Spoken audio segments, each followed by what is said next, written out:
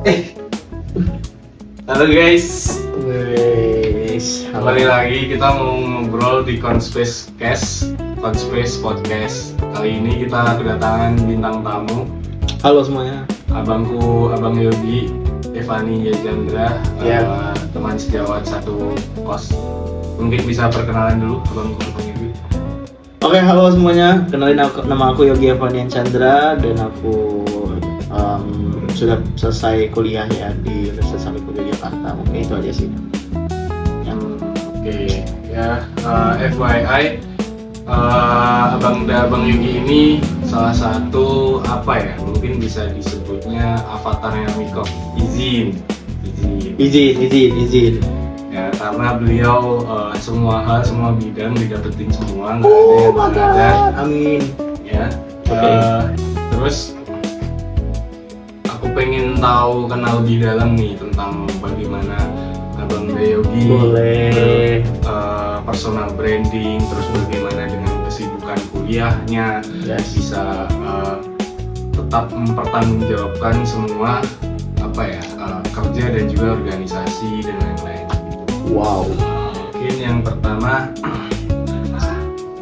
tentang gimana bisa Bang Yogi ini ngatur ketika mungkin ada suatu priority yang sama harus dikerjakan yang mana dulu, terus bagaimana manajemen istirahatnya juga, gitu mungkin bisa dijelaskan strateginya. Oke, strategi dalam manajemen waktu ya.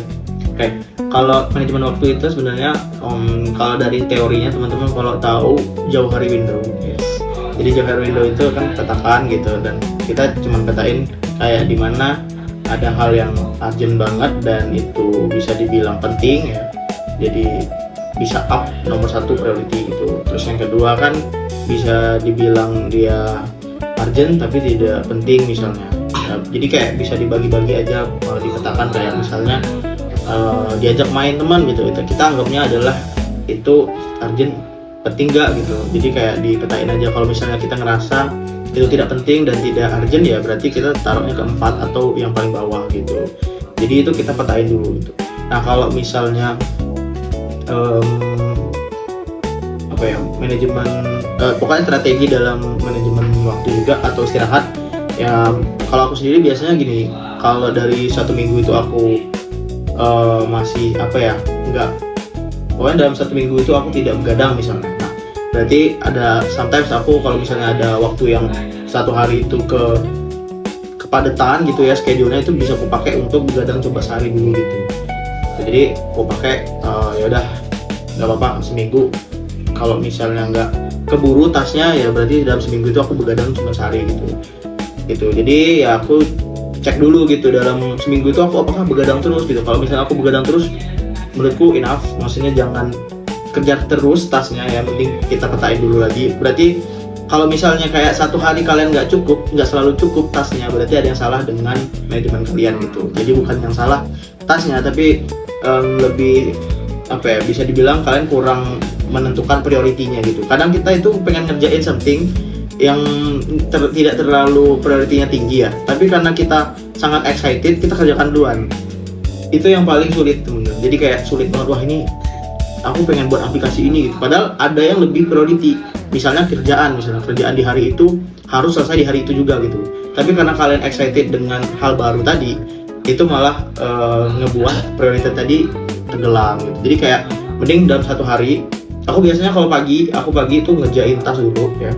Aku pagi bukan ngerjain tas, aku nulis tas ya. Aku nulis daily tas, bisa di HP atau di buku, biasanya di buku juga sih. Aku tulis dulu kayak satu hari ini aku mau ngapain aja ya gitu. Nah setelah itu baru istirahat, aku juga baru kayak ngelihat tas yang tadi aku tulis tadi pagi dikerjain semua nggak, atau ada yang sudah atau ada yang belum, atau yang emang nanti aja dikerjakan gitu. Kita lihat dulu gitu. Jadi di sebelum istirahat aku evaluasi diri aku sendiri gitu untuk manajemen waktu, kayak gitu sih. Oke, keren banget sih jujur bisa mengolah semua kerjaan dan juga akademik dan lain-lain secara bersamaan. Nah, tapi kan itu tadi Bang Yogi juga mention kalau misal ada banyak hal yang dikerjain gitu ya. Nah, terus aku pengen switch lagi nih bahasanya ke Bang Yogi ini sebenarnya pengen dikenal di kalangan teman-teman atau di masyarakat sekitar itu sebagai seorang apa sih? Karena yang dari gua ketahui kan Bang Yogi ini YouTuber juga, entrepreneur, programmer, bahkan editor atau apa videographer dan gitu. Jadi kayak pengen tahu juga nih Bang Yogi ini nge-branding sebagai apa, terus sepenting apa sih anak muda di zaman sekarang ini buat punya personal branding gitu. Terus gimana atau kapan waktu yang tepat buat kita bisa nge-personal branding kita secara public? Oke, siap. Aku coba jawab satu-satu dulu ya. Yang pertama tadi soal ini ya, aku pengen dikenal siapa ya? Yes. Nah kalau aku lebih ini ya, lebih pengen dikenal sebagai diri sendiri aja gitu. Maksudnya ya aku pengen dikenal masyarakat adalah as a yogi gitu. As a yogi itu ya apa ya seperti ini gitu. Ya bisa dibilang itu, atau ya kalau misalnya sisanya kayak aku bisa ngedit, aku bisa apa streaming, atau aku bisa entrepreneur dan sebagainya, itu adalah nilai plus aja gitu, nilai plus untuk saat aku belajar ya. Maksudnya saat aku belajar, oh ternyata aku bisa ini ya, bisa ini, maksudnya udah bisa improve gitu.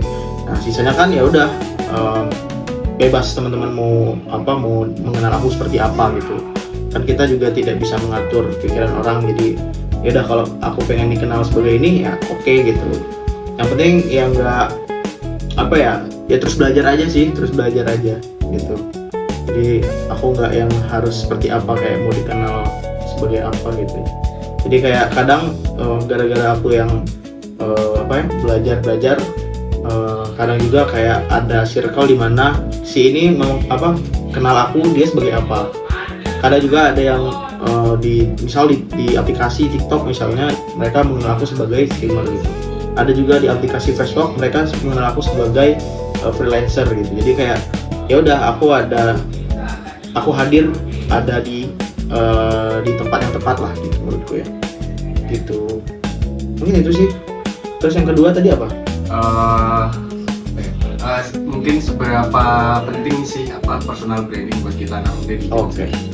Personal branding itu sangat penting banget teman-teman. Jadi menurutku branding itu harus banget. Jadi kita jangan sampai kita menutup diri.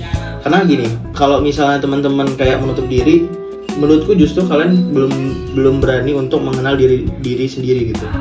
Nah, jadi menurutku kalian coba berdamai dengan diri sendiri, kalian coba brandingin gitu. Jadi it's okay kalau misalnya nanti bakal ada orang yang nggak suka, bakal ada orang yang kayak iri dan sebagainya, itu biarin aja. Jadi kayak yang penting kalian jalan dulu aja, kalian do it aja dulu gitu. Jadi nggak usah mikirin apa yang akan ada di pikiran orang gitu, karena nggak ada habisnya kayak gitu.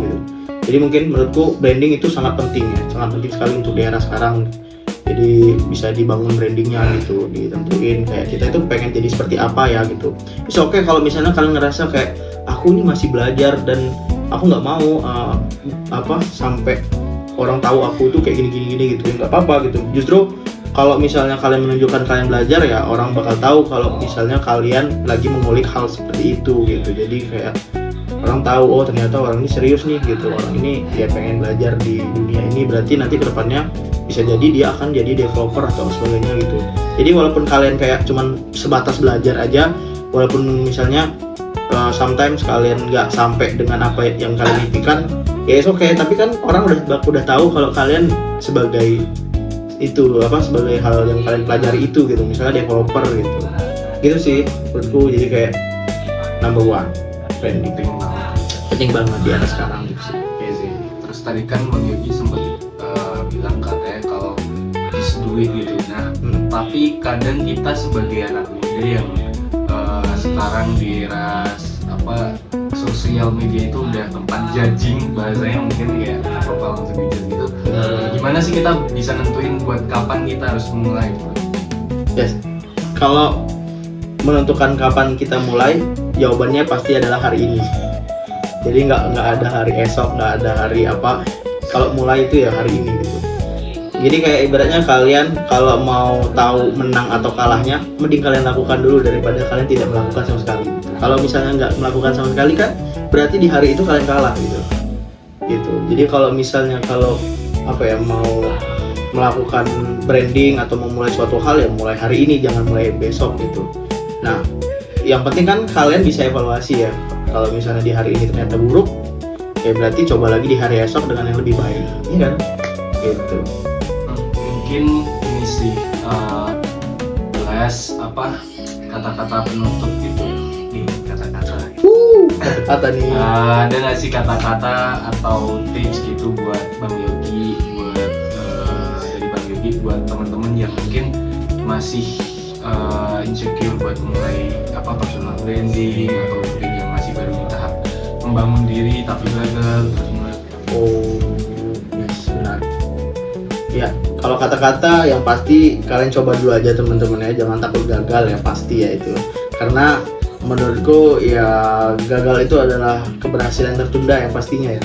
Karena kita akan tahu keberhasilan itu kalau kita tahu juga gagalnya gitu. Kalau misalnya kita nggak tahu gagalnya, kita nggak akan tahu batasan berhasil tuh kayak gimana gitu. Jadi menurutku kalian coba lakukan dulu. Ya kalian lakukan semaksimal diri kalian dulu. Kalau misalnya belum bisa di hari itu ya kalian lakukan esok dengan yang lebih baik lagi gitu. Jadi ya keep the 1% every day gitu sih. Itu aja mungkin dariku. Terima kasih juga dari yang udah Bang Yogi izin ya. Mungkin itu saja ya teman-teman, sedikit insight bagaimana Bang Yogi memulai karirnya dari awal, membangun personal branding dan juga manajemen waktu dengan begitu ketat dan banyaknya agenda gitu. Dan mungkin itu saja podcast kita pada kali ini. Tutup, saya Ulil Absor dengan NIM 2361059. Izin pamit undur diri dan Abang Yogi Beda Chandra. See you. Bye bye. See you.